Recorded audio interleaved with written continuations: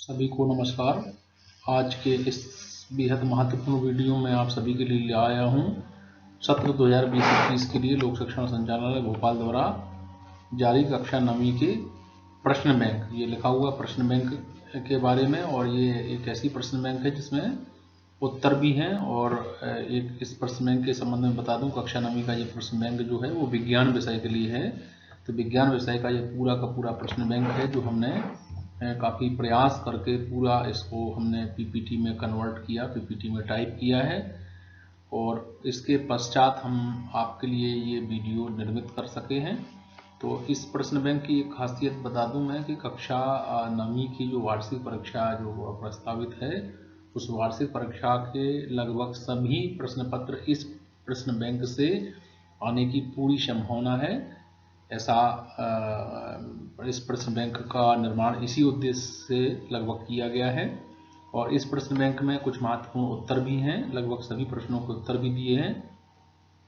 आप चाहें तो इन उत्तरों को इसी प्रश्न बैंक से याद कर सकते हैं, तैयार कर सकते हैं, या आपने जहां से भी उनको याद किया हो तो आप उसको कैरी कर सकते हैं, उसको ज्यों का त्यों अन्य कहीं जहां से भी आपने, हो सकता है आपके शिक्षक ने क्लासरूम में लिखाया हो या आपने अन्य कहीं से नोट्स इत्यादि प्राप्त कर लिए हों, तो जो आपने याद किया वो उसको आप याद करके रखें, जारी रखें।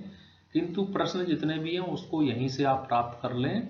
और ये प्रश्न बैंक जो है ये जारी हुई है, इसको आप पीडीएफ रूप में जो स्कूल एजुकेशन डिपार्टमेंट है उसकी वेबसाइट से आप प्राप्त कर सकते हैं, एजुकेशन पोर्टल और विमर्श पोर्टल से।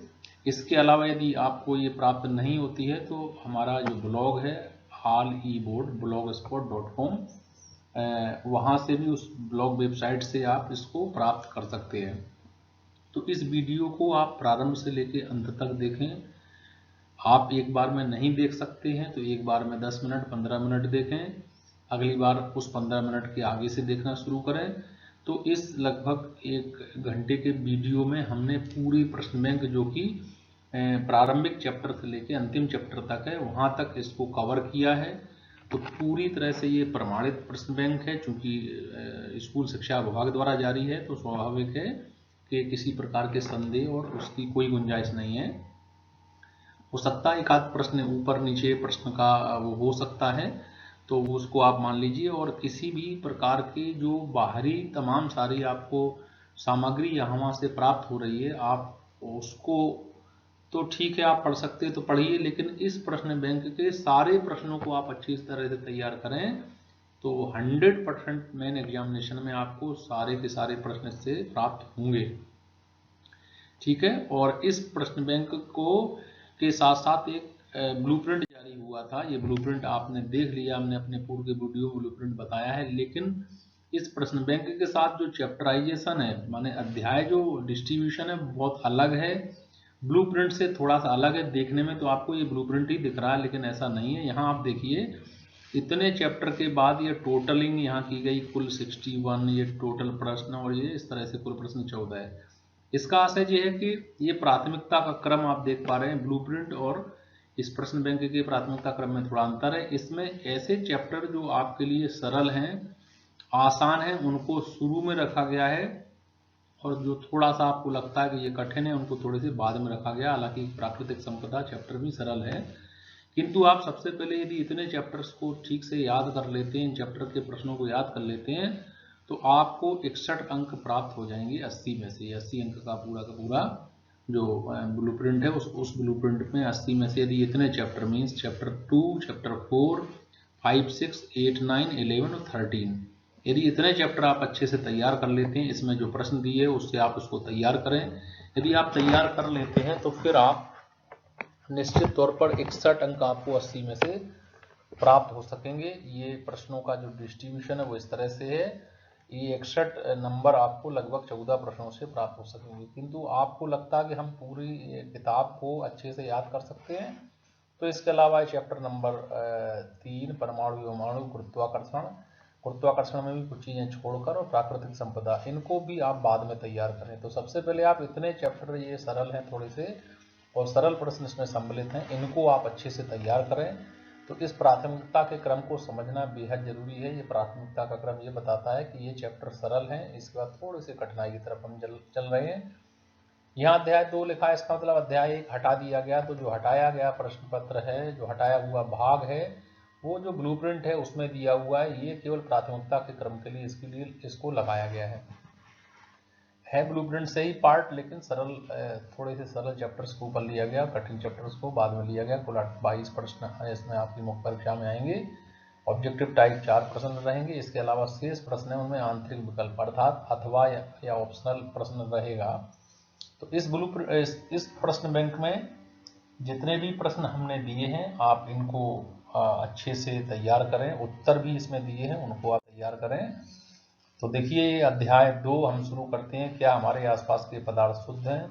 रिक्त स्थानों की पूर्ति कीजिए। तो जो रिक्त स्थान इसमें हम बता रहे हैं, बस इन्हीं रिक्त स्थानों में से 100% में मुख्य परीक्षा जो आपकी होने वाली है उसमें रिक्त स्थान किसी न किसी प्रश्न पत्र में मिलेंगे। तो इतने 20-25 रिक्त स्थान जो अध्याय 1 के हैं, चैप्टर 1 के, आप बिल्कुल तैयार कर लें। इसमें उत्तर भी आगे लिखे हैं, कहीं उत्तर बीच में भी लिखे हैं। उत्तर के लिए हमने बताया कि वस्तुनिष्ठ के तो ठीक है, आप इसी वीडियो से कर लें, और आपको जो PDF प्राप्त होगी उसको आप हासिल कर लें। PDF हासिल नहीं कर सकते हैं तो हमारे चैनल के डिस्क्रिप्शन बॉक्स में लिखें, हम आपको लिंक बताएंगे, आप वहां से उनको आसानी से इस पूरी की पूरी PDF को आप डाउनलोड भी कर सकते हैं। लेकिन पहले आप इसको देख लें। आप बार बार सुनेंगे, एक बार में पूरा वीडियो नहीं देख सकते, तो 10 मिनट 15 मिनट देखें, अगली बार फिर से 15 मिनट देखें। यदि 3-4 दिन तक आप लगातार देखेंगे 15-15 मिनट, तो आपका पूरा विज्ञान विषय एक बार में कवर हो जाएगा। तो ये बेहद इंटरेस्टिंग है, रोचक है कि आप 15-15 मिनट देखते हैं, 4 दिन अलग अलग 15-15 मिनट इसको देखते हैं, तो 4 दिन में आप सारे प्रश्नों तक पहुंच जाएंगे। ठीक है, और इस वीडियो की लिंक को, इसके अलावा भी हमने एक सामाजिक विज्ञान विषय की जो वीडियो उसको जारी किया है, वो प्रश्न बैंक पूरी है। उस प्रश्न बैंक में भी थोड़ा सा क्रम अलग हो सकता है जो लोक शिक्षण से जारी है, लेकिन उसमें प्रश्न पूरे शामिल हैं। प्राथमिकता का क्रम थोड़ा ऊपर नीचे हो सकता है, लेकिन सभी प्रश्न शामिल हैं। वस्तुनिष्ठ प्रश्न हो सकता है उसमें एक साथ रख दिए गए हों, लेकिन सारे प्रश्न उसमें भी सम्मिलित हैं और उत्तर सहित, जिसको आप देख पा रहे हैं, अभी देख रहे हैं। ठीक है, तो चलिए हम चर्चा करते हैं। अब यहाँ से हम पूरे विज्ञान विषय की चर्चा लगातार करते रहेंगे। क्या हमारे आसपास के पदार्थ शुद्ध हैं? तो इस चैप्टर में ये 12 नंबर के ऑब्जेक्टिव टाइप लिखे हुए हैं। तो जितने भी ऑब्जेक्टिव टाइप का ये चैप्टर था इसमें से ही आएंगे। तो विलयन एक रिक्त स्थान मिश्रण है, तो विलयन एक समांगी मिश्रण है। अगला है 2 या 2 से अधिक मिश्रणीय द्रवों में 25 के से कम अंतर है, उनके मिश्रण को ... विधि द्वारा पृथक किया जाता है। तो इसका उत्तर है प्रभाजी आसवन। तो प्रभाजी आसवन विधि एक द्रवों के शोधन की विधि है और उसका उपयोग द्रवों के शोधन में करते हैं। तो लिखा हुआ 2 या 2 से अधिक मिश्रणीय द्रवों में 25 के से कम अंतर हो तो उसे प्रभावी आसवन से अलग करते हैं, और यदि 25 के से ज़्यादा हो तो उसको साधारण आसवन से अलग करते हैं। ठीक है, तो हम यहाँ ज़्यादा एक्सप्लेनेशन नहीं करना चाहते क्योंकि लंबा वीडियो है ये, तो आप जल्दी जल्दी इसको पढ़ लें, देख लें। आपके पास जो PDF है आप उससे मैच कर लें। आपके पास जो भी गाइड है या कोई दूसरी पुस्तक है या कुछ है, तो उसमें भी आप केवल इन प्रश्नों को, इनके उत्तर को पढ़ लें। इसके अलावा आपको कोई भी दूसरी चीज़ पढ़ने की कोई आवश्यकता नहीं है, समय कम है, आप अच्छे से तैयारी कर सकें। इसकी मदद के लिए मैंने ये वीडियो आपको बनाया है। तो बर्फ, जल तथा जलवाष्प के ... गुण समान होते हैं। क्या? रासायनिक गुण समान होते हैं। कोलाइडिक विलयन द्वारा प्रकाश की किरणों का फैलना कहलाता है तो टिंडल प्रभाव। तो टिंडल प्रभाव कोलाइडी विलयनों का एक गुण है। ठीक है, टिंडल प्रभाव कोलाइडी जो कण है, कोलाइडी विलयन है, उसका एक प्रकाशीय गुण है, तो ये टिंडल प्रभाव।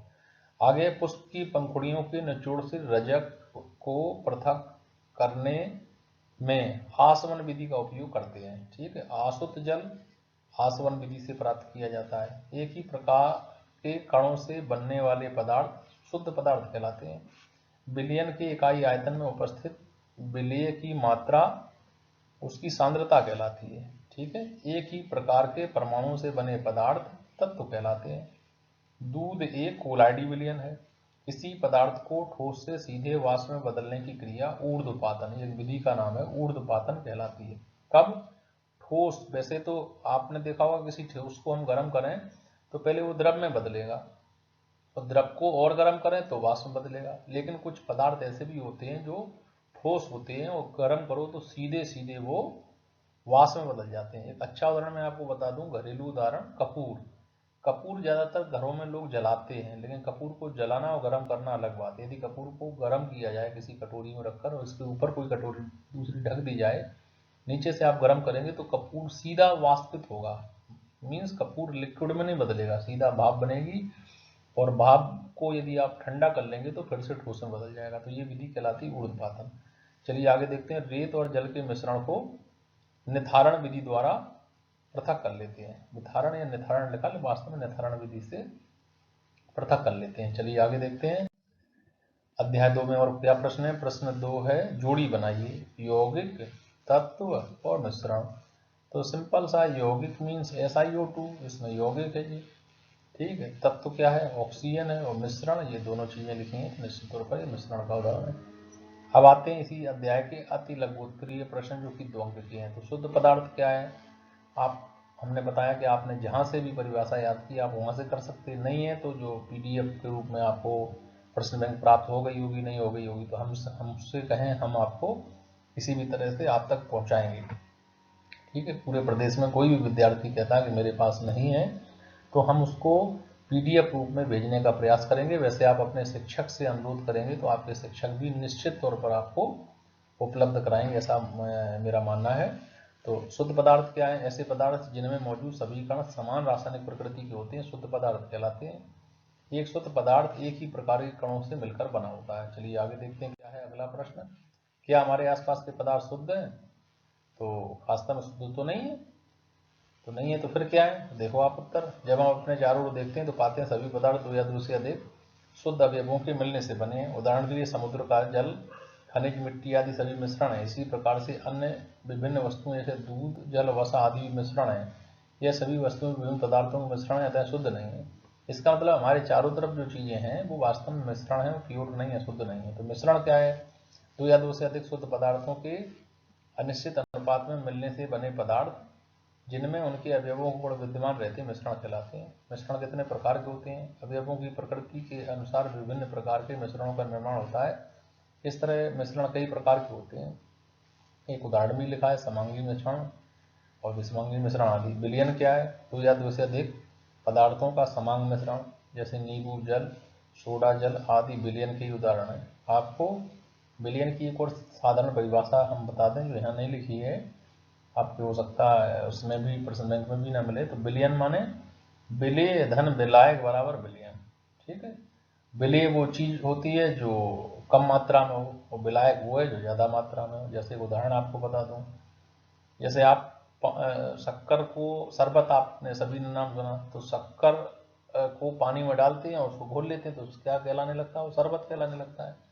तो शक्कर इसमें कम मात्रा में है, तो जो कम है तो वो विलेय है और जो ज़्यादा है पानी है तो वो क्या हुआ? विलायक। तो विलयन को आप इस परिभाषा को भी याद कर सकते हो, वैसे भी समझ लो कि विलेय धन विलायक बराबर विलयन। जो कम मात्रा में वो विलेय, ज़्यादा मात्रा में वो विलायक। तो आपके लिए सिंपल सा हो जाएगा, कक्षा 9वीं के स्तर के लिए इतना पर्याप्त है। यदि आप इतना जानते हैं तो अच्छा है, ठीक है। आगे चलते हैं। तत्व किसे कहते हैं? एक ही प्रकार के परमाणुओं से मिलकर बने पदार्थ तत्व कहलाते हैं। सोना, चांदी, तांबा, लोहा, एल्यूमिनियम आदि सब तत्व हैं। यौगिक क्या है? 2 या 2 से अधिक तत्वों के निश्चित अनुपात में मिलने से बने पदार्थ जिनके गुण उनके अवयवी तत्वों के गुणों से सर्वथा भिन्न होते हैं, यौगिक कहलाते हैं। जैसे जल, कार्बन डाइऑक्साइड, नमक या सोडियम क्लोराइड। जल साधारण ताप पर द्रव है, क्यों? क्योंकि जल में हाइड्रोजन अणुओं के मध्य संयोजन बंध मजबूत होता है। तो साधारण ताप पर जल साधारण ताप पर द्रव है, अर्थात जल के अणुओं के मध्य हाइड्रोजन बंध पाए जाते हैं, तो इसके कारण वो द्रव रहते हैं। चलिए आगे देखते हैं। कमरे के ताप पर एक द्रव धातु एक अद्रव धातु का उदाहरण दीजिए। तो कमरे के ताप पर द्रव धातु पारा है, तो एक ऐसी द्रव धातु जो अधातु है वो ब्रोमीन है। ब्रोमीन माने Br, ब्रोमीन लिखा, ब्रोमीन। आगे भौतिक परिवर्तन, रासायनिक परिवर्तन में अंतर बताएं। इसको आप कहीं से भी याद कर लें, ये लिखा हुआ है, इससे भी याद कर सकते हैं, अन्य जहाँ से भी याद किया, बहुत सरल है। भौतिक परिवर्तन और रासायनिक परिवर्तन, इसमें पदार्थ की अवस्था बदल जाए वो रासायनिक परिवर्तन, जिसमें न बदले वो भौतिक परिवर्तन, ठीक है। पदार्थ की अवस्था से आशय यह है कि रासायनिक परिवर्तन जो है जिसमें रंग, गंध, स्वाद ये सब बदलें तो समझ लो रासायनिक परिवर्तन है। रंग बदल जाए किसी चीज़ का, गंध बदल जाए। आप दाल खाते हैं, आप कहते हैं कुछ समय बाद अगर दाल रखी रही तो खराब हो गई, तो आप उसको सूंघ के देखते हैं। कैसे पता करते हैं? देख कर भी, सूंघते तो आपको लगता है कि इसमें अच्छी स्मेल नहीं आ रही है। आपको जो उसमें से जो गंध आती है वो आपको अप्रिय लगती है, तो आपने कहा ये तो खराब हो गई। तो रंग बदल जाए, गंध बदल जाए, स्वाद बदल जाए, तो ठीक है, तो ये रासायनिक परिवर्तन है। चलिए, दूध का से दही का जमना एक बढ़िया उदाहरण है, घरेलू उदाहरण है। मोमबत्ती का जलना भी रासायनिक परिवर्तन है, लोहे पर जंग लगना भी रासायनिक परिवर्तन है। बहुत सारे हो सकते हैं। जो भी उत्तर आपने अच्छे से याद किया उसको लिख सकते हैं। हम नहीं कहते आप इसी उत्तर को लिखें, जो भी उत्तर आपको आता हो अच्छे से अच्छा उसको बेहतर उत्तर लिखें। ठीक है, चलिए आगे चलते हैं। लेकिन प्रश्न यही रखेंगे आप, क्योंकि यही प्रश्न परीक्षा में आएंगे। इनमें से ही कोई ना कोई प्रश्न आपके प्रश्न पत्र में 100% मिलेगा। तो आप तो ये कह सकते हैं कि ये प्रश्न बैंक क्या एक तरह से आउट प्रश्नों का बैंक है। तो ये आउट प्रश्न है, इसलिए तो हम आपको बता रहे हैं कि आप इसे तैयार कर लें, कहीं अलग से भटकने की कोई आवश्यकता नहीं। शुद्ध पदार्थ एवं अशुद्ध पदार्थ में अंतर लिखो। ऐसा पदार्थ जो एक ही प्रकार के कणों से मिलकर बना होता है शुद्ध पदार्थ कहलाता है, सोना चांदी। ऐसा पदार्थ जो विभिन्न प्रकार के कणों से मिलकर बना होता है, जैसे वायु। अगला प्रश्न है, निलंबन किसे कहते हैं? तो यह विषमांगी मिश्रण है जिसमें विलेय पदार्थ के कण घुलते नहीं है बल्कि माध्यम की समष्टि में निलंबित रहते हैं। ये कण आंखों से देखे जा सकते हैं। ये निलंबन उदाहरण हुआ। अब हम बात करते हैं लघु उत्तरीय प्रश्न 3 अंक पर आधारित। तो 3 अंक पर आधारित एक प्रश्न, एक डिटेल प्रश्न दिया हुआ है। निम्नलिखित अभिलक्षणों वाले प्रत्येक मिश्रण का उदाहरण दीजिए तथा इन मिश्रण के अवयवों को पृथक करने की उपयुक्त विधि बताइए। तो अमिश्रणीय द्रव, क्वथनांकों में पर्याप्त अंतर रखने वाले वाष्पशील अवयव, किसी विलायक में घुले 2 या 2 से अधिक रंगीन अवयवों में से एक जो ठोस से सीधे गैस में परिवर्तित हो जाए। तो इसकी आपको विधि लिखनी थी। तो ये इसके उत्तर यहाँ उदाहरण लिखे हुए हैं। और क्या उदाहरण है, इस तरह से आभास आधा इनके उदाहरण यहाँ लिखे हैं और इस उदाहरण के सामने इनके उत्तर भी लिखे हैं। तो आप इसको तैयार कर सकते हैं। चलिए आगे चलते हैं। एक तत्व अत्यधिक ध्वनिक तथा तन्य है। आप इस तत्व को किस श्रेणी में वर्गीकृत करेंगे? इस तत्व के अन्य अभिलक्षणों या गुणों को बताओ। तो उत्तर क्या है? इस तत्व को धातु तत्व की श्रेणी में वर्गीकृत करेंगे। माने जो तन्य है, माने जिससे ताना जा सके, खींचा जा सके। तो लोहा है, सोना, चांदी से पतले तार बन जाते हैं। ये सभी क्या है? धातु हैं। उत्तर क्या है? इस तत्व को धातु तत्व की श्रेणी में वर्गीकृत करेंगे। इस तत्व के अभिलक्षण माने गुण। इस तत्व के अभिलक्षण निम्नलिखित हैं। यह आघातवर्धनी है, यह ऊष्मा विद्युत का सुचालक है, यह चमत्कार होता है। चमत्कार नहीं, इसको आप आघातवर्धनी और तन्य कह सकते हैं। यह सामान्यतः ठोस तथा कठोर होता है। ठीक है, अब हम बात करते हैं प्रश्न क्रमांक 3 की, जो कि एक गणना है, कैलकुलेशन है। यदि आपको अच्छे से गणनाएं आती हैं, कैलकुलेशन आती हैं या आप सीखना चाहते हैं तो आप पुस्तक की सहारा लें। अपनी किताब जो आपकी है आपके पास, उससे प्रश्न मिल जाएगा, उससे उत्तर मिल जाएगा। प्रश्न लिखा हुआ है, एक संतृप्त बिलियनों के लिए 36 ग्राम सोडियम क्लोराइड को 100 ग्राम जल में 293 K पर घोला जाता है। इस तापमान पर सांद्रता ज्ञात कीजिए। तो ये पूरी की पूरी गणना दी है, आप देख पा रहे हैं। हम चाहते हैं कि आप इसको देख लें या वीडियो को पॉज करके रोक लें और रोक कर इसको नोट कर सकते हैं। ठीक है, आपके पास कोई पुस्तक है, गाइड है, कुछ है, तो उसमें भी ये प्रश्नों के आप टिक लगा सकते हैं, क्योंकि आप तैयारी कर चुके होंगे।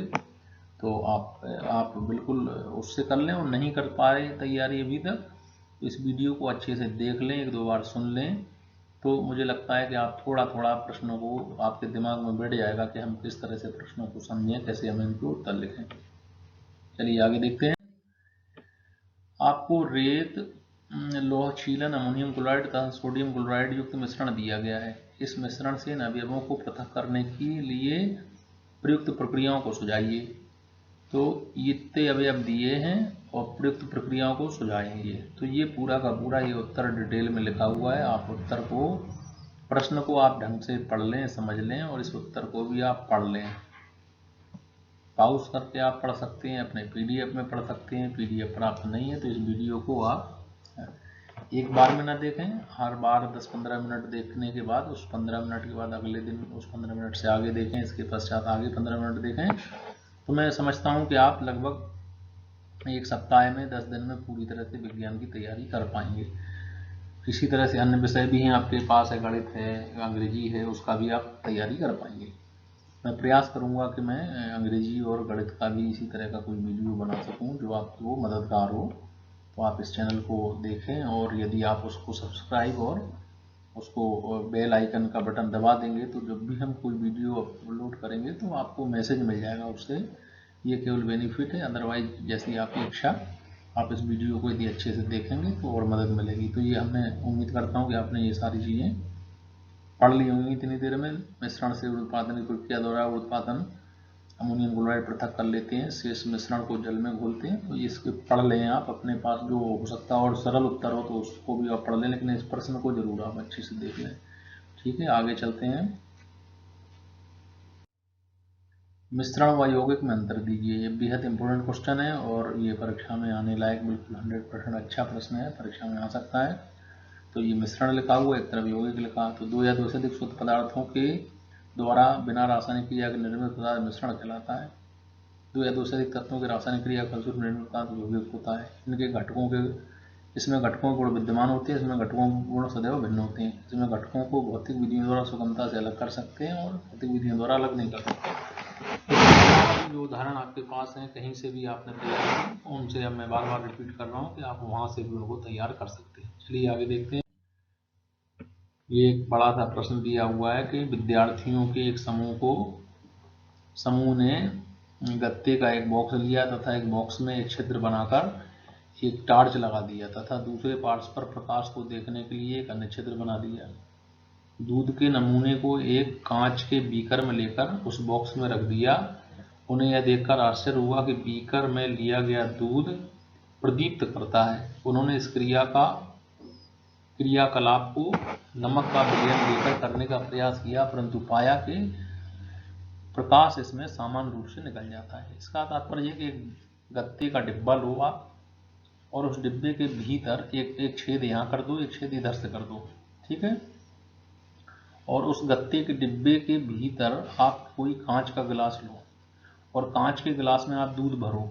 इधर से जो पहला छेद किया उधर से आप कोई टार्च जलाकर रख दो और दूसरी तरफ से देखोगे तो आप देखोगे पूरे दूध के भीतर का जो रंगीन जो मार्ग है वो तेज चमकता हुआ दिखेगा इसके भीतर, मिल्क के भीतर, ठीक है। तो एक अवलोकन आपने किया। इसके बाद आप इस दूध से भरे हुए कांच के गिलास को हटा दीजिए।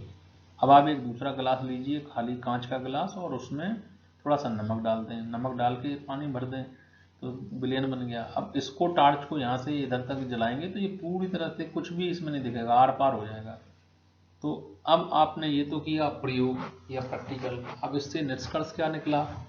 निष्कर्ष ये निकलता है, और इससे कुछ प्रश्न भी बनते हैं कि दूध रखा तो उसका रास्ता क्यों चमक रहा था, जैसे यहाँ दिया, और नमक का विलयन रखा तो उसका जो रास्ता था वो चमकदार नहीं दिख रहा था। तो प्रश्न यहाँ किए गए। अब यह बताइए कि दूध क्यों प्रदीप्त हुआ, नमक के विलयन में समान परिणाम क्यों नहीं मिले, क्या आप दूध के विलयन द्वारा दर्शाए गए प्रभाव के समान प्रभाव प्रदर्शित करने वाले 2n विलयन सुझा सकते हैं?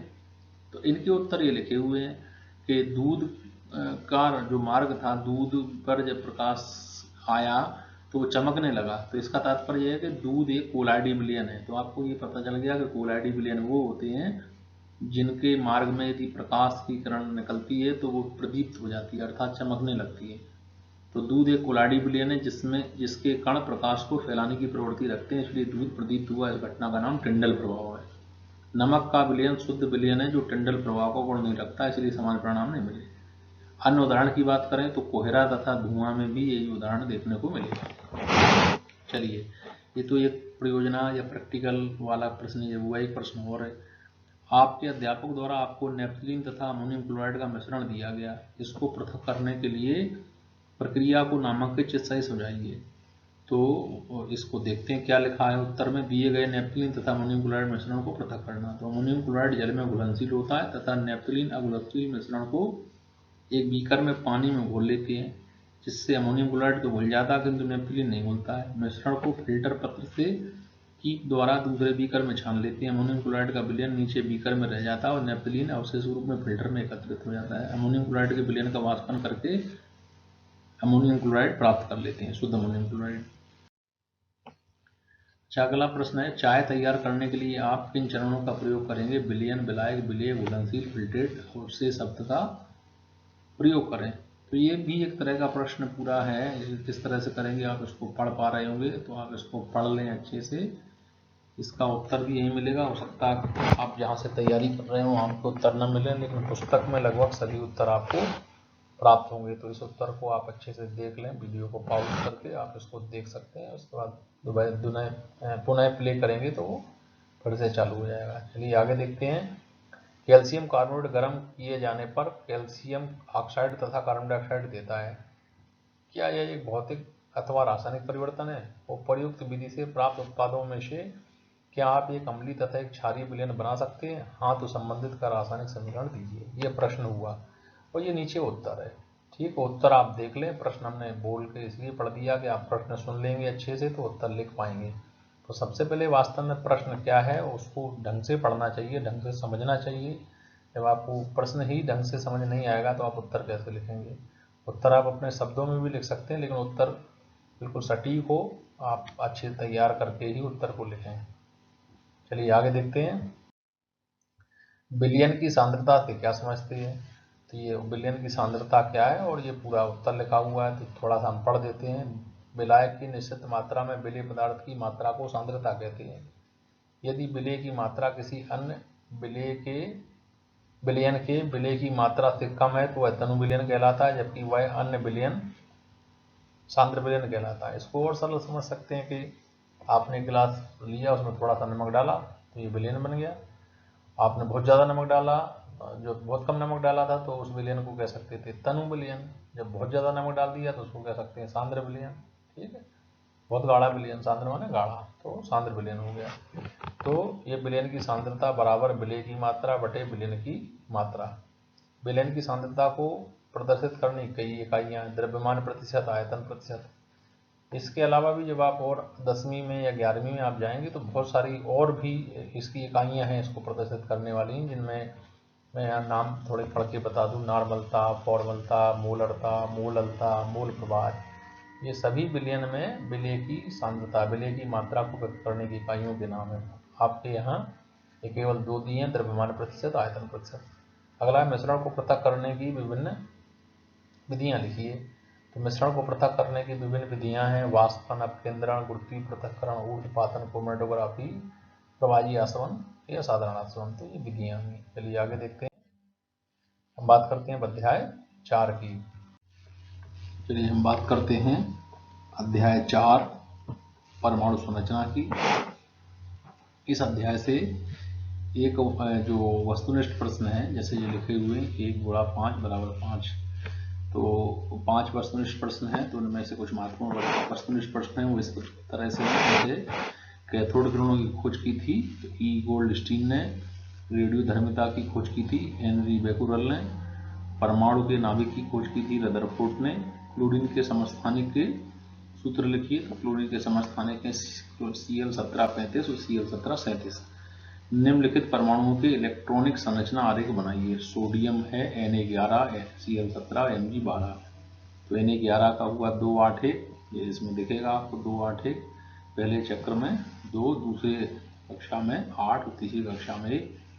17 के लिए पहली कक्षा में 2, दूसरी में 8, तीसरी में 7। मैग्नीशियम के लिए पहली कक्षा जो नाभिक के बाद जो पहली कक्षा उसमें 2, दूसरी कक्षा में 8 और तीसरी कक्षा में 2। तो ये आरेख हैं जो आप बना सकते हैं। ठीक है, अपनी पुस्तक में भी देखकर इसको समझ सकते हैं। तो ये कुछ वस्तुनिष्ठ प्रकार के प्रश्न हैं। आगे देखते हैं और कौन से प्रश्न हैं। तो लघु उत्तरीय प्रश्न हैं जो 3 अंक वाले हैं, इनको भी आप तैयार करें, अच्छे से तैयार करें। इनमें से ही वार्षिक परीक्षा में कोई प्रश्न आएगा। इसके अतिरिक्त आपको कहीं से कोई प्रश्न बैंक, कोई भी गाइड इत्यादि पढ़ने की कोई आवश्यकता नहीं है। आप इसको पढ़ लें, आप 100% न केवल पास होंगे बल्कि बहुत अच्छे नंबर ला के पास होंगे। तो 3 अंक के प्रश्नों की बात करें तो समस्थानिक से आप क्या समझते हैं? हाइड्रोजन के समस्थानिकों को लिखिए। ठीक है, ये इसका उत्तर लिखा हुआ कि समस्थानिक क्या है, हाइड्रोजन के कौन कौन से समस्थानिक है। अगला प्रश्न है संभारिक क्या है? नाम से ही पता, जिनके भार समान, वे तत्व जिनके परमाणु क्रमांक समान, परमाणु क्रमांक भिन्न तथा परमाणु भार समान होते हैं, संभारित कहलाते हैं। जैसे आर्गन 1840, पोटेशियम 1940, कैल्शियम 2040। और भी उदाहरण है, आप कहीं से भी तैयार करें, लेकिन प्रश्न ये अवश्य अच्छे से तैयार करें। संभारित क्या है? पहला प्रश्न था समस्थानिक क्या समस्थानिक से आप क्या समझते हैं? हाइड्रोजन के समस्थानिकों के नाम लिखो। अगला प्रश्न है इलेक्ट्रॉन, प्रोटॉन, न्यूट्रॉन की खोज किस वैज्ञानिक ने की थी? तो इलेक्ट्रॉन की जे थॉमसन, प्रोटॉन की गोल्डस्टीन और न्यूट्रॉन की जेम्स चैडविक ने। चलिए आगे देखते हैं। परमाणु क्रमांक को परिभाषित कीजिए। तो परमाणु के नाभिक में उपस्थित धनावेशों की संख्या को उस परमाणु का परमाणु क्रमांक कहते हैं। इसे पी से प्रदर्शित करते हैं। जैसे सोडियम Na1123 में 11 धनावेश हैं, अर्थात 11 प्रोटॉन उपस्थित होते हैं। इस संख्या को ही परमाणु क्रमांक कहते हैं। कैथोड किरणों की 2 विशेषताएं लिखो। तो आप तैयार कर लें, या लिखी हुई दोनों विशेषताएं आप यहाँ से तैयार कर लें। आपको जो भी PDF प्राप्त हुआ उससे भी आप तैयार कर लें, प्रिंट आउट निकाल के भी तैयार कर सकते हैं। निम्नलिखित तत्वों में न्यूट्रॉनों की संख्या ज्ञात करें। Na1123 और Ca2040। इसमें न्यूट्रॉनों की संख्या कैसे गणना करेंगे? ये लिखा हुआ गणना करने का तरीका लिखा है, इससे आप कर सकते हैं। अगला है पोटेशियम, परमाणु क्रमांक 19 के तत्व की परमाणु संरचना का आरेख बनाइए। तो ये आरेख बना हुआ है, आप प्रैक्टिस कर लें, देख लें, अन्य जगह से भी आप कहीं से भी तैयार करें जो कि सही हो, लेकिन प्रश्न यही रखें आप। प्रश्न बहुत इंपॉर्टेंट है, ये नहीं इन प्रश्नों में से ही वार्षिक परीक्षा में आपके प्रश्न आने वाले हैं। चलिए आगे चलते हैं। 5 अंक के प्रश्नों की बात करते हैं। दीर्घ उत्तरी। तो ये प्रश्न लिखा हुआ रदरफोर्ड के मॉडल को सचित्र समझाइए। तो रदरफोर्ड जो वैज्ञानिक थे, उन्होंने स्वर्ण या सोने पर अपने प्रैक्टिकल किए, और प्रैक्टिकल किस तरह से था उसके जे लिखे हुए बिंदु कि किस तरह से उन्होंने सोने की पत्ती पर जो अल्फा पार्टिकल हैं, अल्फा बीटा गामा पार्टिकल, उनकी बौछार की, तो क्या परिणाम प्राप्त हुए।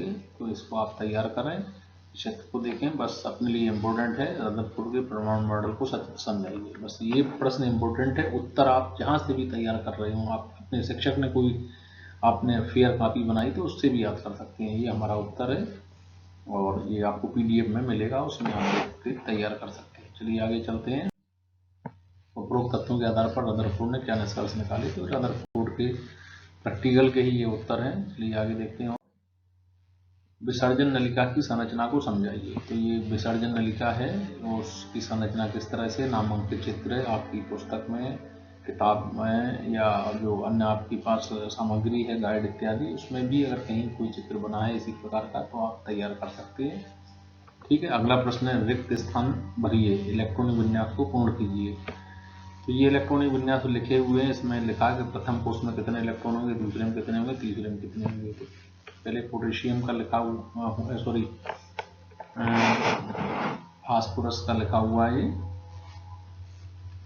और ये नियोन का लिखा हुआ, कार्बन का लिखा हुआ है, एल्यूमिनियम का लिखा हुआ है, क्लोरीन का लिखा हुआ है। तो इसमें कुछ रिक्त स्थान है, जैसे मान लीजिए नियोन का 10 है तो 2 8, और यहाँ कितने होंगे तीसरे कोष में। तीसरे कोष में कोई इलेक्ट्रॉन नहीं होगा, जो 10 लिखे हुए हैं। कार्बन के 6 हैं तो 2 और 4, तृतीय कोष में भी हो सकते हैं। तो रिक्त स्थान भरिए, इलेक्ट्रॉनिक विन्यास को पूर्ण कीजिए। ठीक है, तो आप कर सकते हैं। रिक्त स्थान में कोई दूसरा स्थान भी गायब किया जा सकता है पहली दूसरी कक्षा में से। तो इस प्रश्न को आप अच्छे से तैयार कर लें। ठीक है, चलिए आगे देखते हैं। इलेक्ट्रॉन, प्रोटॉन तथा न्यूट्रॉन के गुणों की तुलना कीजिए। इलेक्ट्रॉन, प्रोटॉन, न्यूट्रॉन के गुणों की तुलना अगर करेंगे तो ये तुलनात्मक वर्णन लिखा हुआ, किस तरह से तुलना होना। गुण, इलेक्ट्रॉन, प्रोटॉन, न्यूट्रॉन। ये गुण है आवेश, द्रव्यमान, खोजकर्ता का नाम, परमाणु की स्थिति पर तीनों की कंपैरेटिव तुलना है। इसको आप यहाँ से नोट कर सकते हैं। वीडियो को अच्छे से देखेंगे तो आप पॉज करके धीरे चला के भी आप यहाँ से प्रश्न और उत्तर याद कर सकते हैं। ठीक है, बहुत महत्वपूर्ण प्रश्न है। रदरफोर्ड के परमाणु मॉडल की क्या सीमाएं हैं? या रदरफोर्ड के परमाणु मॉडल की 2 सीमाएं लिखी हुई हैं। अगला है समस्थानिक की परिभाषा लिखो तथा इसके अनुप्रयोग लिखो। तो ये समस्थानिक पहले भी प्रश्न आया, और इसके कुछ उपयोग जो इस तरह से लिखे हुए हैं। चलिए आगे देखते हैं। 2 परमाणु स्पीशीज के केंद्र का संगठन नीचे दिया गया है, और ये एक अंकित प्रश्न है। इस प्रश्न का हमको उत्तर देना है। इसी प्रकार से दूसरा अंकित प्रश्न है, अगर ब्रोमीन परमाणु 2 समस्थानिक Br3579 तथा Br3581 के रूप में हो तो ब्रोमीन परमाणु के औसत परमाणु द्रव्यमान की गणना करें। तो जो औसत परमाणु द्रव्यमान क्या है उसकी गणना किस तरह से की जाएगी, इस प्रश्न को आप अच्छे से तैयार कर लें और इस प्रश्न के आधार पर ये गणना लिखी हुई है। तो आप इस गणना को देख लें, अच्छे से देख लें, जान लें, ठीक है। इसको हम पढ़ के नहीं बता सकते इसको, तो आप देख लें, देख के खुद से सॉल्व करें, आपकी पुस्तक में हो वहाँ से भी सॉल्व करें। लेकिन ये प्रश्न महत्वपूर्ण है, क्योंकि प्रश्न बैंक है तो प्रश्न महत्वपूर्ण है। उत्तर आपने जहाँ से तैयार किए वहाँ से तैयार करें, ठीक है। ये उत्तर लिखा हुआ है। चलिए आगे देखते हैं। सिलिकॉन और ऑक्सीजन का उदाहरण देते हुए संयोजकता की परिभाषा दीजिए। तो ये प्रश्न हुआ, संयोजकता क्या है, सिलिकॉन और ऑक्सीजन का उदाहरण देकर संयोजकता को समझाओ। चलिए आगे देखते हैं। अध्याय 5, जीवन की मौलिक इकाई कोशिका। तो इस कोशिका जो चैप्टर है, इस चैप्टर से कौन से वस्तुनिष्ठ प्रकार के प्रश्न हमको देखते हैं। तो एक अंक के प्रश्न है, कोशिका की खोज किस वैज्ञानिक ने की थी। तो उत्तर है रॉबर्ट हुक ने। कोशिका को आत्महत्या का थैला किस अंग को कोशिका के कहा जाता। तो लाइसोसोम्स को। सूक्ष्म जीवों को देखने के लिए उपयोग किए जाने वाला उपकरण है सूक्ष्मदर्शी। कोशिका झिल्ली बनी होती है लिपिड व प्रोटीन से। यदि किसी कोशिका को अति परासारी विलयन में रखा जाता है तो इसमें क्या परिवर्तन होगा, सिकुड़ जाती है। मानव शरीर में पाई जाने वाली कोशिका होती है यूकेरियोटिक कोशिका। पादपों की कोशिका भित्ति बनी होती है सेल्यूलोज की।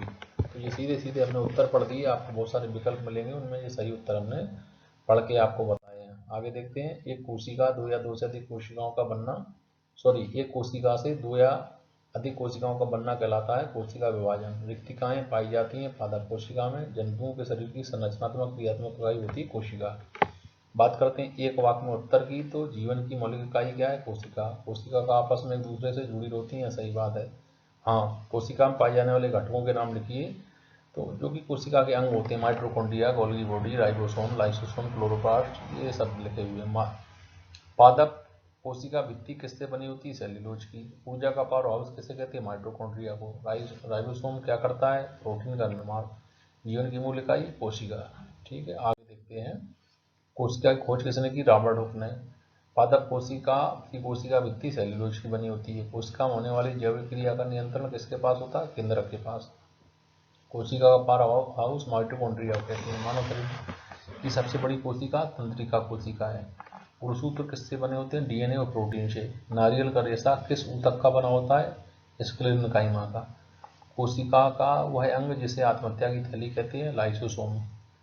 लाइसोसोम को आत्महत्या की थैली कहते हैं। ध्यान से इसको कर लेना, इंपोर्टेंट प्रश्न है। जीवों का हृदय किस ऊतक का बना होता है, पेशी ऊतक का। अब ये सही जोड़ी बनाई है। तो जोड़ी में आपको मालूम है एक तरफ आ एक तरफ बा, और मैच कर लेना चाहिए। इस तरह से आप क्रॉस में भी मैच करते हैं। तो इसके सही उत्तर ये सामने लिखे हुए हैं मैंने। जाइलम जल का संबंध, फ्लोएम भोज्य पदार्थों का संबंध, ठीक है। तो ये जोड़ी आप बना के सही जोड़ी बना के उनके सही उत्तर आप लिख सकते हैं। तो जो आप देख पा रहे हैं इसी तरह का आपको पीडीएफ में मिलेगा, और कहीं से भी आप इसको तैयार कर सकते हैं। वैसे इसको देख के भी आप प्रैक्टिस करें तो ज़्यादा बेहतर है। हमने उत्तर ढंग से ज़्यादा पढ़ नहीं रहे हैं, आप तो इसको देख लें और अपने उत्तर खुद से तैयार करें एक बार इसको देखने के बाद। चलिए ठीक, आगे देखते हैं। अति लघु उत्तरीय प्रश्न 2 अंक वाले। राइबोसोम को कोशिका का प्रोटीन अंग क्यों कहते हैं, ठीक है। पौधों में सरल ऊतक जटिल ऊतकों से किस प्रकार भिन्न होते हैं। निम्नलिखित के नाम लिखिए। क्या, ऊतक जो मुख के भीतर का आकार का निर्माण करता है, तो इस ऊतक को स्तरित सल्की ऊतक या एपिथेलियल ऊतक कहते हैं।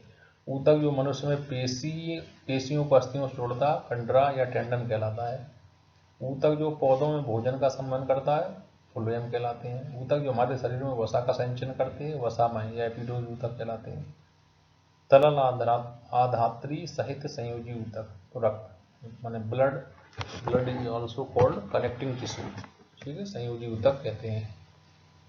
मस्तिष्क में स्थित ऊतक तंत्रिका ऊतक है। कोशिका को जीवन की संरचनात्मक इकाई क्यों कहते हैं, ये उत्तर इसका लिखा हुआ। प्रश्न हमने पढ़ दिया है, प्रश्न महत्वपूर्ण है। उत्तर तो आप अपने स्तर से भी तैयार आपने किया होगा, नहीं है तो आप यहाँ से देखकर या पीडीएफ में देखकर आप उसको तैयार करें। चलिए आगे पढ़ते हैं।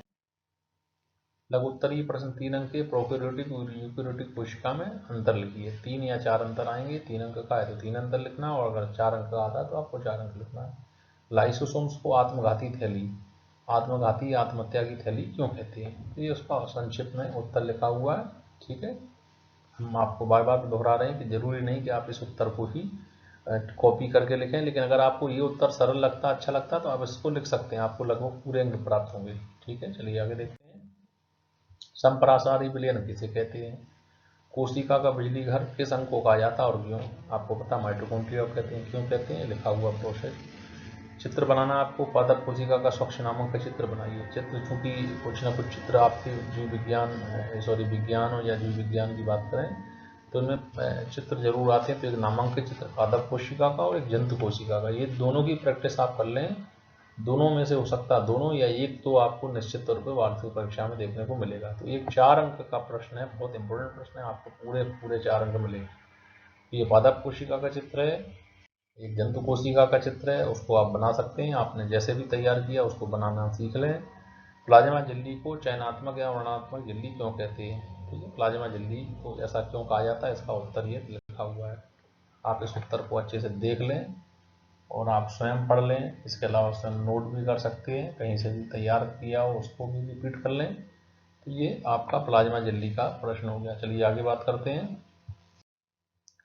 दीर्घ उत्तरीय 5 अंक के प्रश्न। कोशिका विभाजन क्या है, कितने प्रकार का होता है, समझाइए। तो ये कोशिका विभाजन क्या है, इसका मैं विस्तार से उत्तर है, चूंकि 5 अंक का है तो थोड़ा सा विस्तार से उत्तर दिया हुआ है। आप इस उत्तर को भी आप देख लें, वीडियो को पॉज कर लें, पॉज से आशा रोक लें बीच में बटन दबाने के बाद, या डाउनलोड करके भी आप इसको देख सकते हैं। हमसे PDF मांगे, हम PDF भी अपने ब्लॉग पर कर देते हैं, वहाँ से आप डाउनलोड कर लें। डाउनलोड करके अपने मोबाइल में पढ़ सकते हैं, लैपटॉप में पढ़ सकते हैं, कंप्यूटर में पढ़ सकते हैं। ठीक है, और हार्ड कॉपी भी मीन्स मार्केट से निकलवा के भी उसको तैयार करके आप पढ़ सकते हैं। ठीक है, आगे लिखा हुआ निम्नलिखित के एक कार्य लिखिए। तो ये कुछ कोशिका के अंग हैं, इनके सबके एक कार्य हैं, ये कार्य लिखे गए, इनको आप तैयार कर लें। चलिए आगे देखते हैं। पेशी ऊतक का रेखा चित्र बनाइए। तो ये पेशी ऊतकों का रेखा चित्र बना हुआ है। ठीक है, और रेखा चित्र के अलावा इनकी कुछ प्रश्न हैं, उनकी तुलनात्मक जो स्थितियाँ हैं उनको आप लिख सकते हैं। तो इस प्रश्न को देख लें, समझ लें। चलिए आगे देखते हैं। पेशियों से आप क्या समझते हैं, कितने प्रकार की होती हैं? रेखित पेशी, अरेखित पेशी को समझाइए। तो पेशियाँ शरीर की गति के लिए आवश्यक हैं और संकुचन संचलन की क्रिया करती हैं। पेशियाँ 3 प्रकार की होती हैं, रेखित, अरेखित और हृदय पेशी। रेखित पेशी क्या है, अरेखित पेशी क्या है, हृदय पेशी क्या है, लिखा हुआ है। इसके उत्तर आप अच्छे से तैयार कर लें।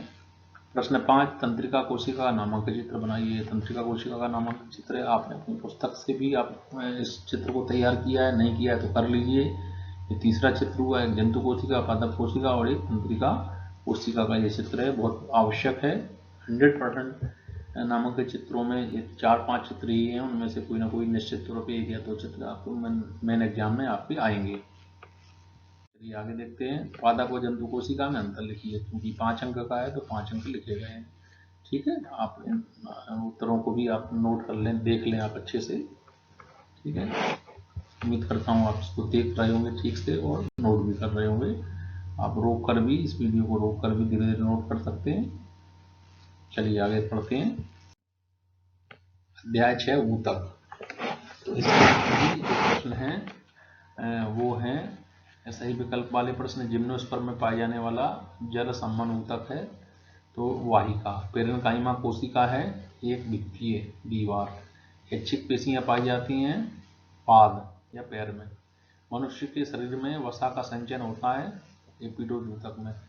किस ऊतक में मृत कोशिकाएं पाई जाती हैं? स्क्लेरेन्काइमा में। रक्त एक तरल संयोजी ऊतक कहलाता है। जाइलम फाइबर का कार्य सहारा देना है। 2 अस्थियां आपस में जुड़ी होती है स्नायु द्वारा। ठीक है, आगे पढ़ते हैं। प्रविभाज्य ऊतक पाए जाते हैं पौधों में। उपास्थि नहीं पाई जाती है वृक्क में या किडनी में। अस्थि की मैट्रिक्स में पाया जाता है कैल्शियम तथा फास्फोरस। तंत्रिका ऊतक का अभाव होता है टेंडोन में। नारियल का रेशे युक्त छिलका बना होता है स्क्लेरेन्काइमा में। रक्त का आधात्री भाग क्या कहलाता है? प्लाज्मा। चलिए आगे देखते हैं। पत्तियों की एपिडर्मिस में पाए जाने वाले क्षेत्रों को क्या कहते हैं? स्टोमेटा। एक वाक्य में उत्तर दीजिए। इनमें है ऊतक जो मुंह के भीतरी स्तर का निर्माण करता है। ऊतक जो मनुष्य की पेशियों को अस्थियों से जोड़ता है।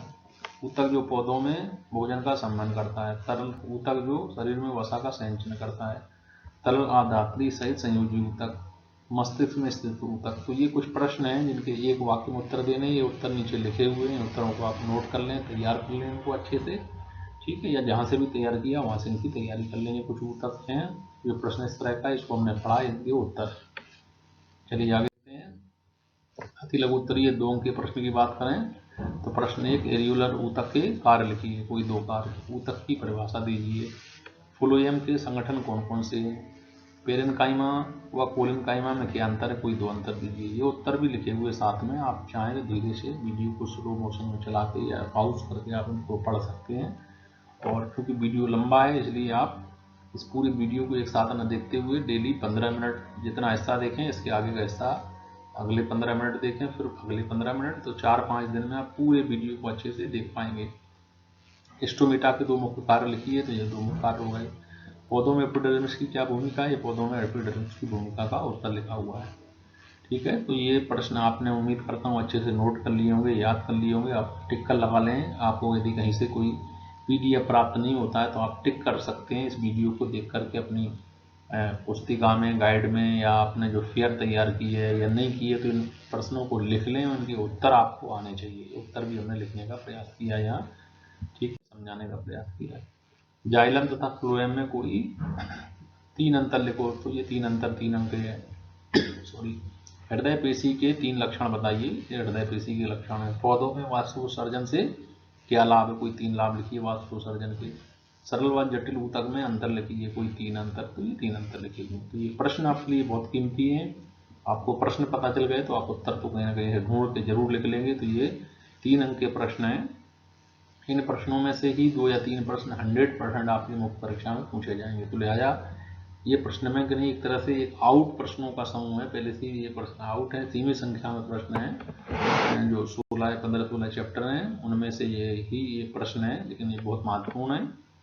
आगे देखते हैं। 4 अंक के प्रश्नों में बहुकोशिकीय जीवों में ऊतक की क्या भूमिका है, पौधों में एपिडर्मिस की भूमिका को समझाइए। ये 2 लॉन्ग आंसर प्रश्न हैं।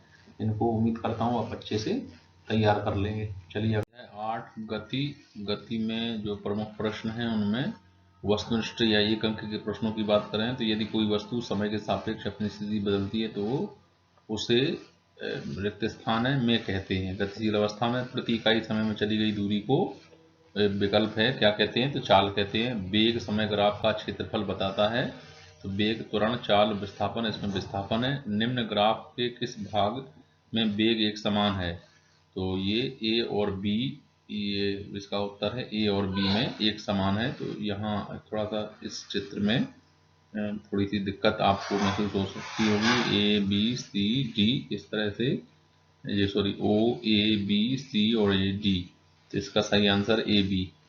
वेग का एसआई मात्रक क्या है, तो मीटर सेकंड इनवर्स, तो ये वेग का एसआई मात्रक। चलिए आगे देखते हैं कौन से प्रश्न अध्याय 8 से महत्वपूर्ण है। अति लघु उत्तरीय प्रश्नों की बात करें जो कि 2 अंक के हैं। आप एक वृत्ताकार मैदान के 2 चक्कर पूरे करते हैं, आपके द्वारा तय की गई दूरी और विस्थापन बताइए। तो ये उसका उत्तर लिखा हुआ है। हमने उत्तर बताया कि पूर्व में भी आप जहां से भी याद करना चाहें वहां से कर सकते हैं। तय दूरी बराबर वृत्त की परिधि का दोगुना कुल विस्थापन शून्य है, क्योंकि हम अपनी प्रारंभिक स्थिति पर ही वापस आ गए हैं। औसत चाल किसे कहते हैं, तो औसत चाल का ये एक लाइन का जवाब है, उत्तर है, आप याद कर लें। एक समान और असमान गति को स्पष्ट कीजिए। अगला प्रश्न है, एक समान वृत्तीय गति किसे कहते हैं। यदि हम 3 अंक के प्रश्नों की बात करें तो इस यूनिट से 3 अंक के जो प्रश्न है, त्वरण किसे कहते हैं, इसका सूत्र एवं मात्रक बताइए। तो ये त्वरण की परिभाषा है, सूत्र है और इसका मात्रक है। तो इसको भी आप चाहें तो हमारे इसी जो आपको जो PDF प्राप्त हुई होगी उससे आप निकाल के तैयार कर सकते हैं, या आपने जहाँ से भी याद किया हो। लेकिन हम बार बार कह रहे हैं आपसे कि इस वीडियो में जो भी हम प्रश्न बता रहे हैं वो बहुत महत्वपूर्ण है। इन्हीं प्रश्नों में से वार्षिक परीक्षा में जो आपका प्रश्न पत्र है वो आने वाला है। लिहाजा इन प्रश्नों को अच्छे से तैयार कर लें। उत्तर जहाँ से भी जैसे भी आपको याद हो एक सही उत्तर याद कर लें। नहीं याद कर सकते तो हमारे इस वीडियो के जो उत्तर हैं उसको भी आप नोट कर सकते हैं। ठीक है, तो चलिए ये 3 अंक के प्रश्न हुए अध्याय 8 से। आगे देखते हैं कितने प्रश्न हैं।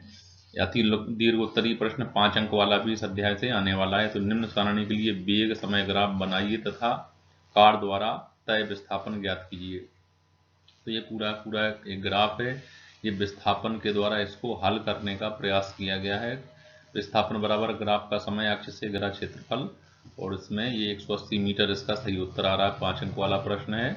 ये नीचे इसका जवाब है। तो आपको इसी तरह से अगर ये प्रश्न आता है तो इसी तरह से इसका जवाब लिखना होगा।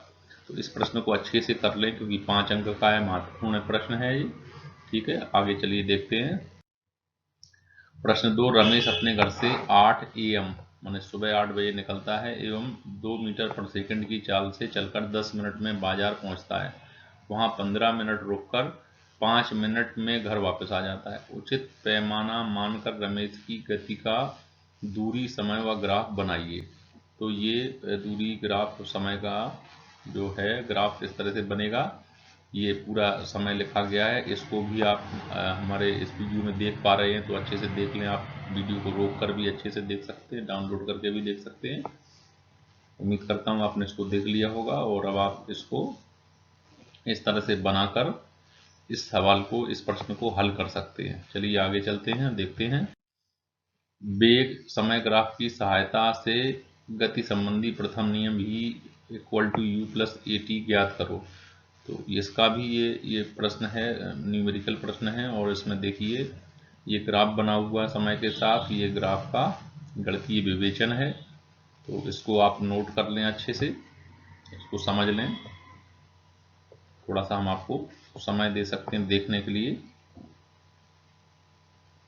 उम्मीद करता हूं कि आप इसे अच्छे से देख पा रहे होंगे और इस तरह से गणना आप इसकी कर सकते हैं। और इस प्रश्न का जवाब अन्य कहीं से भी आपको यदि प्राप्त है, कोई सरल जवाब प्राप्त है तो आप उसको भी कर सकते हैं। ऐसा नहीं कि केवल इसी वीडियो में हमने बताया उसी को करें। आपके पास जहां भी हो, जिस शिक्षक से भी आप पढ़ रहे हो, उस शिक्षक ने भी जो भी जवाब या उत्तर इसका लिखाया हो या आपके पास हो तो उससे भी कर सकते हैं। अन्य कहीं से आपके पास नोट्स हो वहां से भी कर सकते हैं। जब कहीं से नहीं मिलता तो आप ये इस वीडियो में जो जवाब हम दिखा रहे आप इसको नोट कर लें। तो चलिए आगे देखते हैं।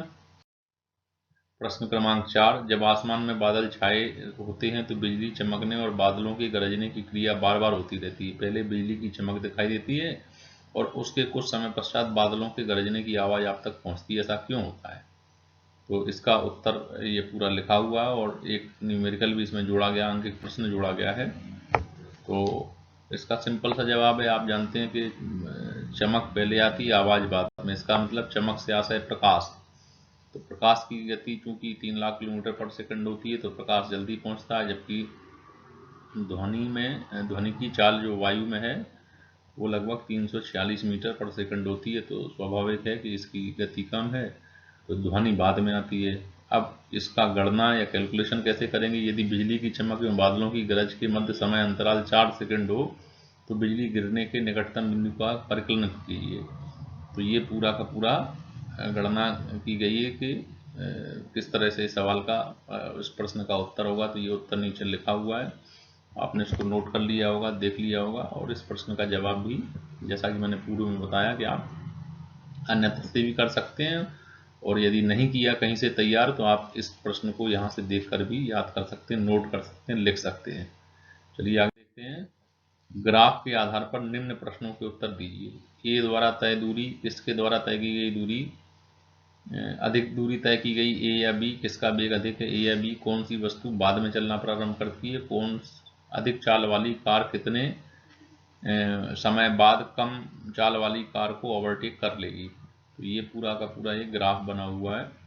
इस ग्राफ के आधार पर ये प्रश्न पूछे गए हैं और इनके नीचे ये जवाब लिखे गए हैं। इस प्रश्न को भी मेरा मानना है कि ये 2 या 3 जो प्रश्न है न्यूमेरिकल, ये अन्यत्र हो सकता कहीं ना मिले, तो आप इस वीडियो के सहायता से ही तैयार करें। यदि आप उसको अच्छे से तैयार कर लेंगे तो ये पक्का उम्मीद है कि इनमें से जो प्रश्न आएगा आप उसको आसानी से हल कर पाएंगे और पूरे 5 अंक आपको प्राप्त होंगे।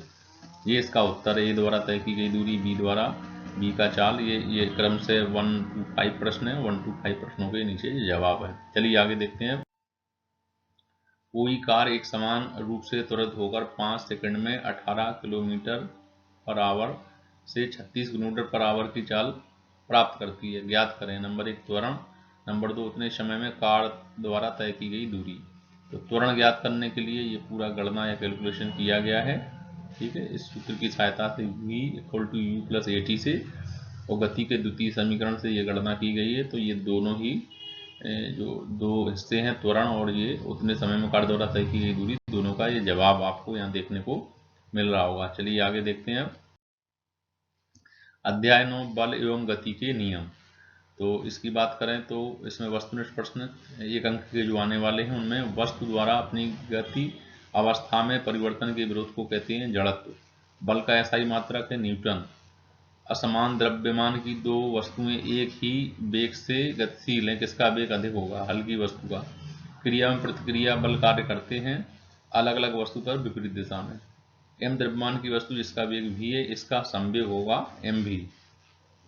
आगे देखते हैं 2 अंक के प्रश्नों की बात करें इस अध्याय से, तो जब कोई गतिशील बस अचानक रुक जाती तो आप आगे की ओर रुक जाते हैं, क्यों? इसका ये जवाब है। ये जवाब आपको किताब में भी मिल जाएगा और जो 2 या 3 लाइन का जवाब ये हमारे इस वीडियो में देखने को मिल रहा है, आप यहाँ से भी इसे नोट कर सकते हैं।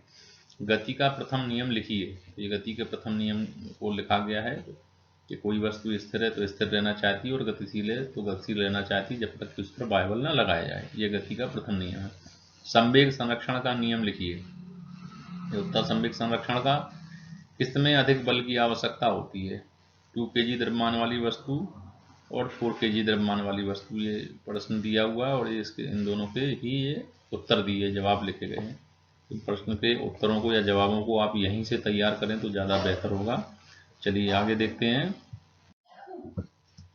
अगला प्रश्न है, जब हम किसी भारी वस्तु पर बल लगाते हैं तथा वस्तु विराम अवस्था में रहती तब हमारे द्वारा लगाए गए बल को कौन संतुलित करता है? चित्र द्वारा स्पष्ट कीजिए। तो ये इसका जवाब है और चित्र द्वारा इसका स्पष्टीकरण है। अब 3 अंक के प्रश्नों की बात करें, यदि कोई क्रिकेट खिलाड़ी गेंद को कैच करते समय अपने हाथों को पीछे की ओर खींच लेता है, क्यों? स्पष्ट कीजिए।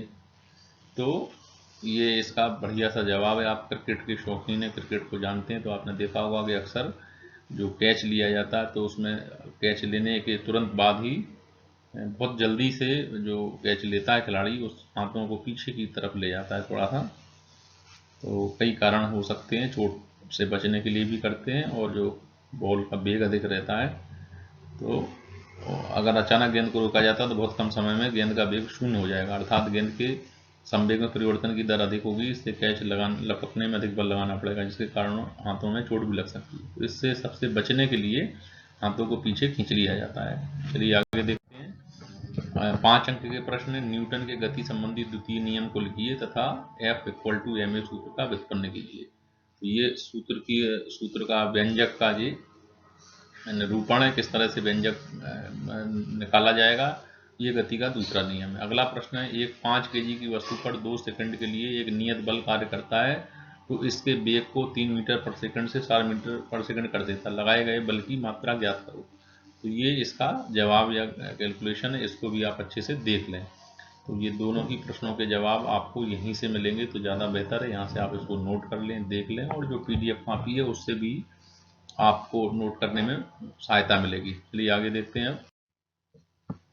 2 किलोग्राम के पिस्टल से 20 ग्राम की गोली 150 मीटर पर सेकंड के वेग से छोड़ी जाती है। पिस्टल के पीछे हटने का वेग ज्ञात करो। तो ये पूरा का पूरा गणितीय गणना पूरी दी हुई है इसकी, ठीक है। तो इस गणना से आप अपना जो सवाल है उसको हल कर सकते हैं। इस तरह से आप गणना कर लें, कागज कलम लेके बैठें, वीडियो को देखें, प्रश्न को सुनें और इसके सही जवाब को भी यहाँ से देखकर आप नोट कर लें और 1-2 बार प्रैक्टिस करेंगे तो अच्छे से याद हो जाएगा। अभी वार्षिक परीक्षा के लिए थोड़ा सा समय है, तब तक आपकी तैयारी इतनी हो सकती है कि आप फेल नहीं होंगे किसी भी हालत में। आप निश्चित तौर पर थोड़ी सी पढ़ाई करें तो आप पास हो जाएंगे। चलिए आगे देखते हैं। एक कार 30 मीटर पर सेकंड की चाल से चल रही है। ब्रेक लगाने पर या रुकने में 4 सेकंड का समय लेती है। कार पर ब्रेक लगाने पर बल की गणना कीजिए। यात्रियों सहित कार का द्रव्यमान 1000 किलो है। तो ये गणना की गई है। बहुत अच्छा प्रश्न है और इसका भी बढ़िया जवाब लिखा हुआ है। आप इस जवाब को भी यहीं से नोट कर लें, इस गणना को यहाँ से नोट कर लें, 1-2 बार देखेंगे। और हमारे इस पूरे वीडियो को, चूँकि वीडियो थोड़ा सा लगभग 1 घंटे का है, तो आप हमने बताया जैसा कि पूर्व में आप 15-15 मिनट के अंतराल में इसको देखें। एक बार में 15 मिनट देखें, इसके बाद फिर न देखें। दोबारा से जहाँ 15 मिनट के बाद आपने छोड़ा था उससे आगे देखें, फिर इससे आगे देखें। तो 4 बार की प्रैक्टिस में आपको पूरा वीडियो, पूरे प्रश्न बैंक मिल जाएंगे। मैक्सिमम के, अधिकतम के आपको उत्तर पता चल जाएंगे कि इनके ये उत्तर हैं। आप अपनी किताब से, कॉपी से, कहीं से भी इसको कर सकते हैं। अपने शिक्षक की मदद ले सकते हैं तो आपको पूरे जवाब आपको प्राप्त हो जाएंगे। चलिए आगे देखें। अध्याय 11 कार्य, ऊर्जा एवं शक्ति। तो इसमें 1 अंक, 3 अंक, 4 अंक कौन कौन से प्रश्न है? तो इसमें कार्य का एसआई मात्रक है जूल, शक्ति का एसआई मात्रक है वॉट, कार्य करने की दर को कहते हैं शक्ति। एम द्रव्यमान की वस्तु v वेग से गतिशील है, इसकी गतिज ऊर्जा होगी 1/2 mv वर्ग। एम द्रव्यमान की वस्तु पृथ्वी सतह से h ऊंचाई पर रखी गई है, इसमें संचित गुरुत्वीय स्थितिज ऊर्जा होगी mgh। किसी बल द्वारा किया गया कार्य धनात्मक ऋणात्मक दोनों, तो दोनों।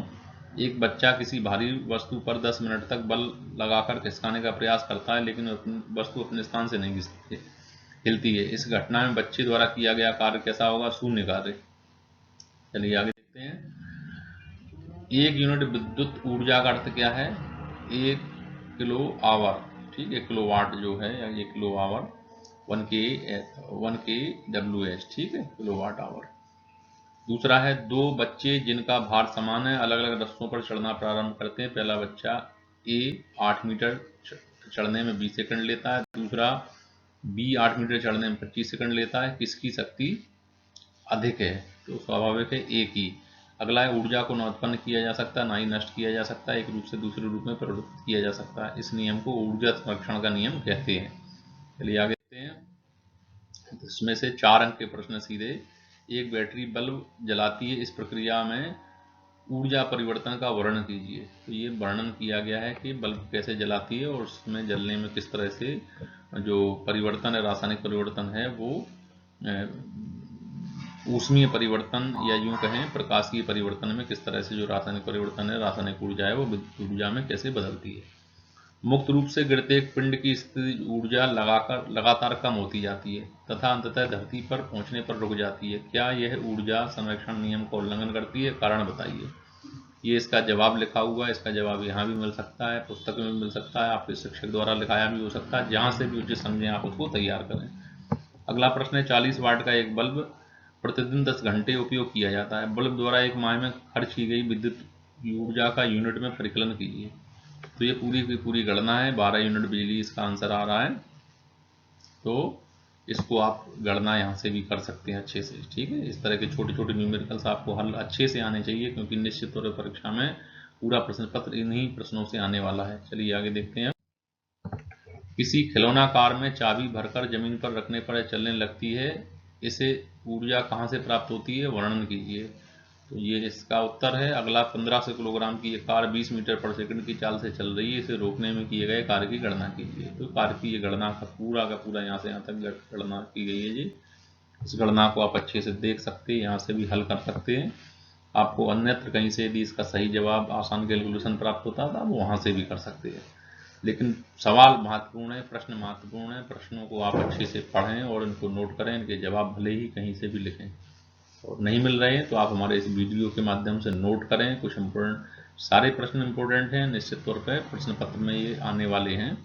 आपका जो 22 प्रश्न आने वाले उनमें 4 प्रश्न वस्तुनिष्ठ हैं, 18 प्रश्न के अथवा आएंगे तो 18 दूनी 36 और 4 40 प्रश्न आपके पूरे प्रश्न पत्र में आ रहे हैं। तो 40 प्रश्नों के लिए तो लगभग 50 या 100 जवाब यहाँ से लिखे गए हैं, तो आप आसानी से उनकी तैयारी यहाँ से कर सकते हैं। चलिए आगे देखते हैं। अध्याय 13, हम बीमार क्यों होते हैं। 1 अंक के प्रश्न। मनुष्य का स्वास्थ्य निर्भर करता है सभी पर, शारीरिक सामाजिक मानसिक सभी पर। जीवाणु जनित रोग है टाइफाइड, क्रोनिक या जीर्ण रोग होते हैं लंबे समय के लिए। कालाजार रोग फैलता है जीवाणु से। आगे देखते हैं। एड्स फैलता है विषाणु से। मनुष्य स्वास्थ्य पर दीर्घ गंभीर प्रभाव डालने का कारण तंबाकू चबाना, तो तंबाकू से नुकसान होता है। किसी व्यक्ति के संक्रमित व्यक्ति के संपर्क में आने पर फैलने वाली बीमारी नाक का बहना व छींकें आना। तो इसमें कैंसर, तनाव, रक्तचाप और नाक का बहना, छींकें आना, तो ये संक्रमण के कारण होता है।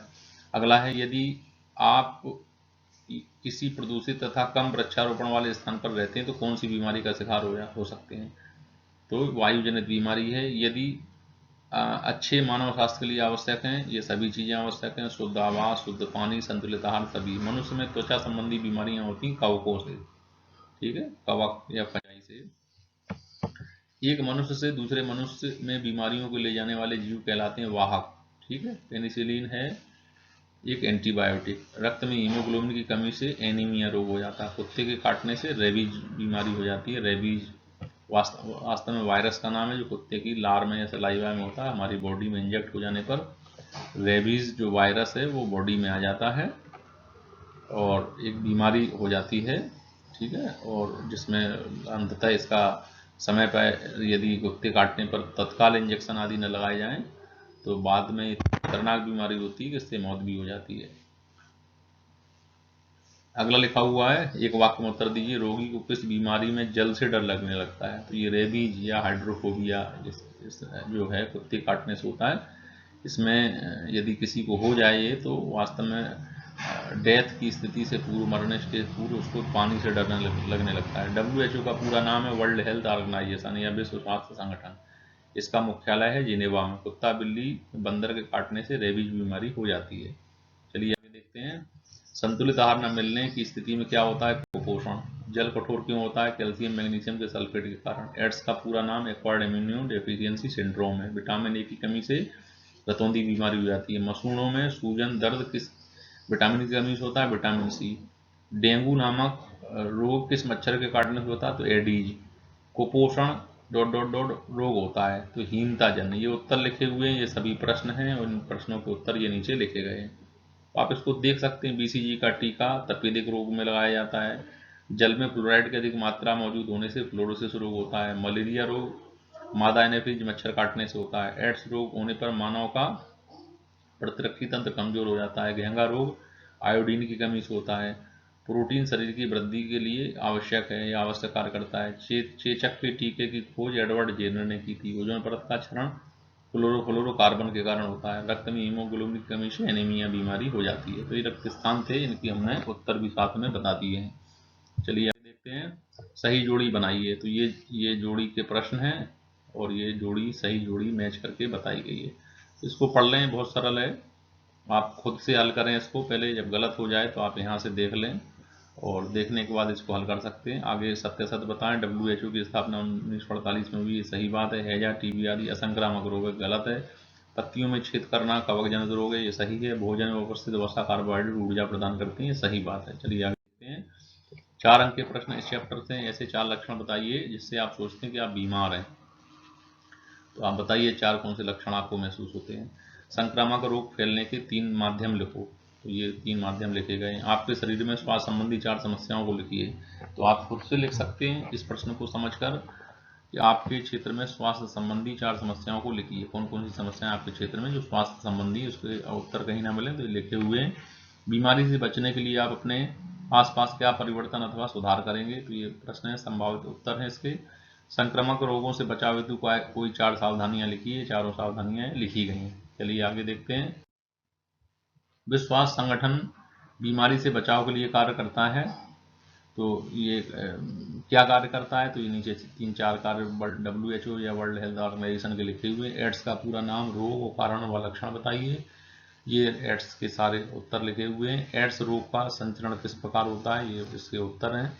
आपके स्थानीय प्राधिकरण माने नगर पालिका, नगर पंचायत या ग्राम पंचायत है तो ग्राम पंचायत में स्वच्छ जल आपूर्ति के लिए क्या उपाय किए गए हैं, इनके उत्तर हैं आपको। यानी स्वच्छ जल कहाँ से प्राप्त होता है, आप जहाँ रहते हैं किस जगह से कैसे प्राप्त होता है।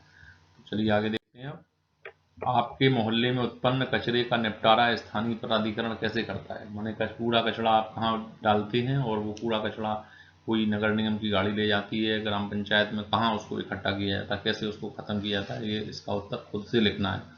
आप अपने घर में दैनिक साप्ताहिक कचरे को कम करने के लिए क्या क्या करेंगे।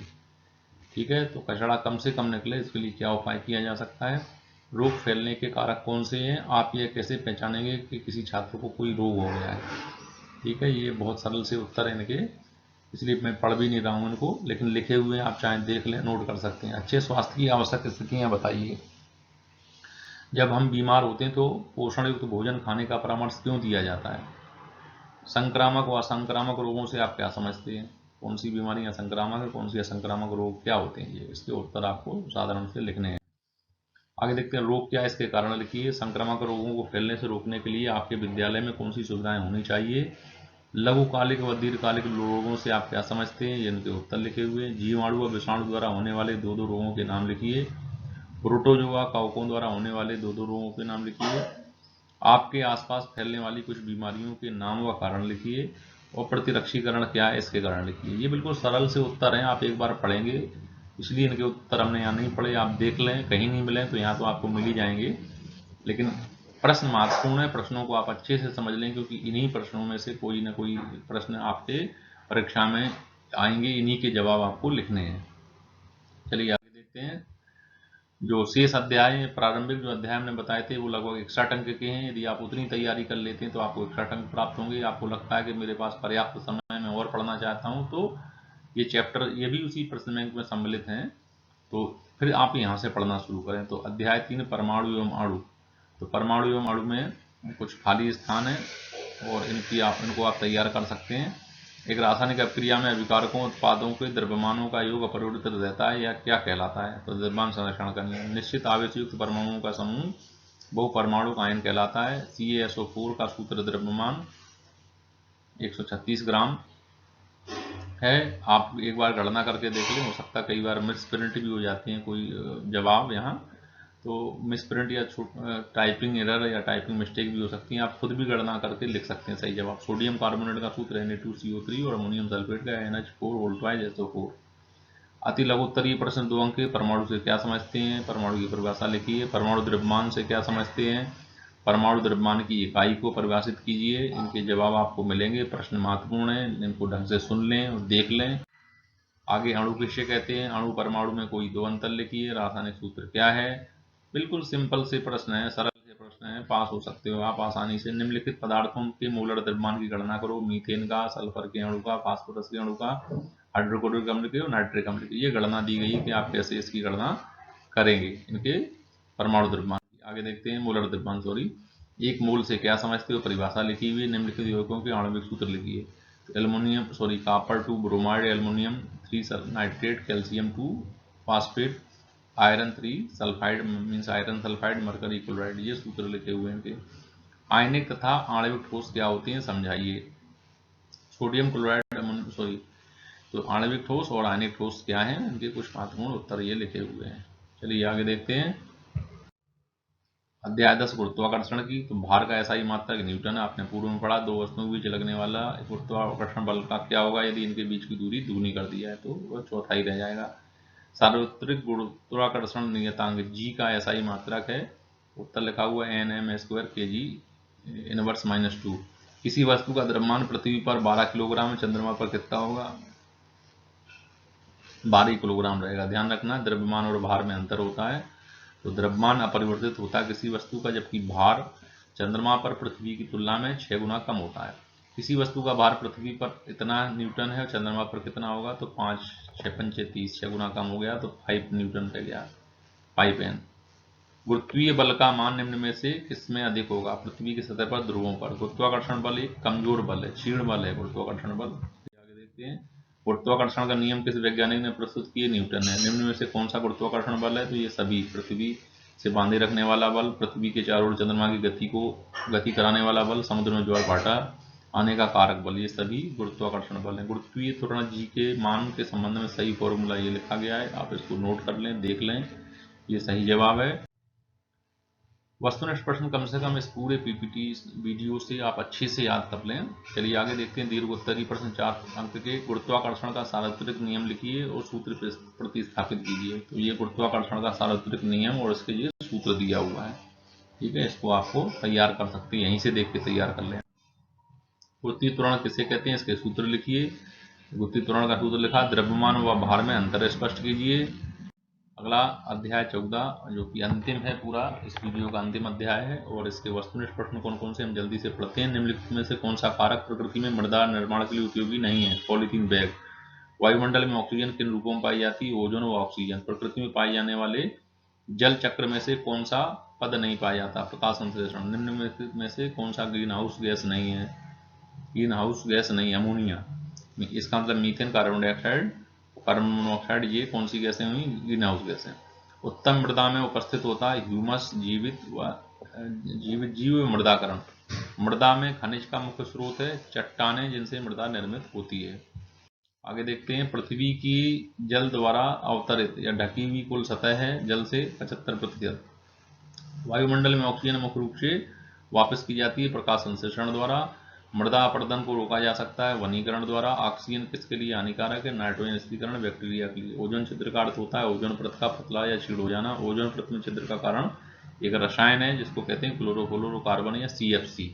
ये ओजोन परत में छिद्र के लिए मुख्य रूप से जिम्मेदार है। 3 अंक के प्रश्न की बात करें तो वायु प्रदूषण को समझाइए, जीवों में जल की आवश्यकता क्यों होती है, ग्रीन हाउस प्रभाव क्या है, ओजोन परत का महत्व बताइए।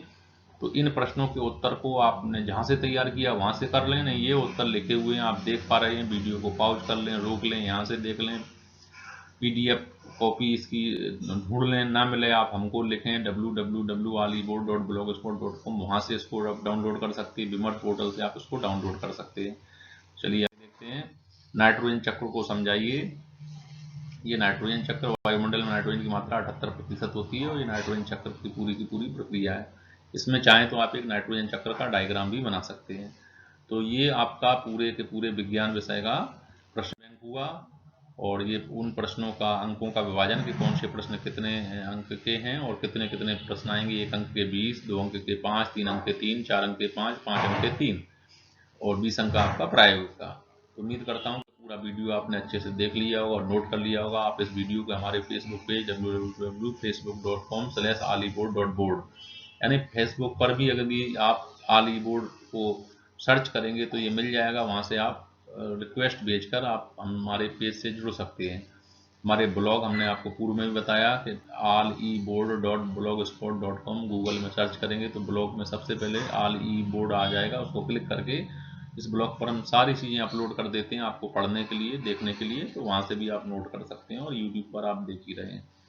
तो इस वीडियो के साथ साथ हम अंग्रेजी विषय का भी वीडियो हमने तैयार किया। आप कृपया उस वीडियो को भी अच्छे से देखें और समझें। धन्यवाद।